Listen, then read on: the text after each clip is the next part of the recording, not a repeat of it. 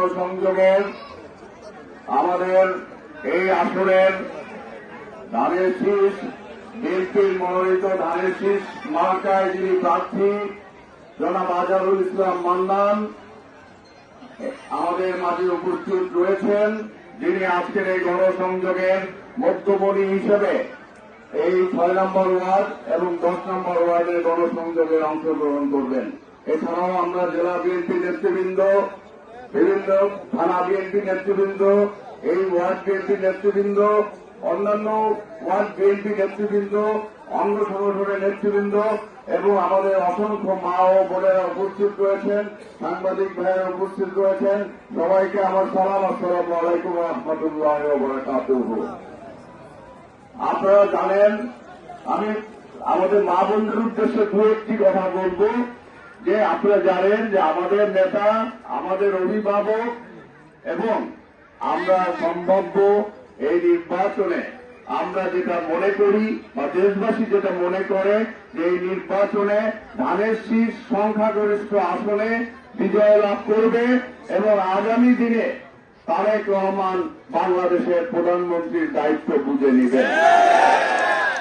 তিনি বলেছেন, যদি আমরা রাষ্ট্র পরিচালনার দায়িত্ব পাই তাহলে আমরা আমাদের নারীদেরকে অগ্রাধিকার দেব, উন্নয়ন এবং অগ্রগতিতে নারীদেরকে মূল ধারায় আমরা ফিরিয়ে নিয়ে আসব এবং প্রত্যেক নারীর জন্য একটা করে ফ্যামিলি কার্ড দেওয়া হবে। এই ফ্যামিলি কার্ডের মাধ্যমে নারীরা নিজেরা স্বয়ংসম্পূর্ণ হবে। তাদের হাতে প্রত্যেক মাসে 2,500 টাকা কিংবা 2,500 টাকা সম পরিমাণের ভোগ্য পণ্য, চাল, ডাল সহ, তেল সহ অন্যান্য নিত্য সামগ্রী, নিত্য যেগুলো আমাদের প্রতিদিন সংসারে প্রয়োজন হয়, সেগুলো তাদেরকে তুলে দেওয়া হবে। এতে নারীরা স্বয়ংসম্পূর্ণ হবে, নারীরা পরিবারে তাদের গুরুত্ব বৃদ্ধি পাবে এবং নারীরা তাদের পরিকল্পনা মাফিক সংসারটাকে সুন্দর করে গোছাতে পারবে। তারা প্রয়োজন অনুযায়ী এই অর্থ তাদের ছেলে মেয়েদের লেখাপড়া সহ, চিকিৎসা সহ নানান কাজে এই অর্থ তারা ব্যয় করতে পারবে। এই পরিকল্পনা নিয়ে বিএনপি নারীদের জন্য ফ্যামিলি কার্ডের ব্যবস্থা করেছে। শুধু নারীদেরকে ফ্যামিলি কার্ড দিলে এই কার্ডের সুবিধা আমাদের পুরুষ ভাইয়েরাও কিন্তু ভোগ করবে, আমাদের সন্তানরাও কিন্তু এই সুবিধা ভোগ করবে। কাজে নারীদেরকে একদিকে যেমন ক্ষমতায়ন করা হচ্ছে, গুরুত্ব দেওয়া হচ্ছে, পরিবারে তাদের মর্যাদা বৃদ্ধি করে দেওয়া হচ্ছে, তেমনি ভাবে পরিবারকেও কিন্তু স্বয়ংসম্পূর্ণ হওয়ার জন্য বিএনপি সচেষ্ট রয়েছে। সুতরাং ফ্যামিলি কার্ড, হেলথ কার্ডের মাধ্যমে প্রত্যেকের জন্য স্বাস্থ্য সেবা নিশ্চিত করা হবে।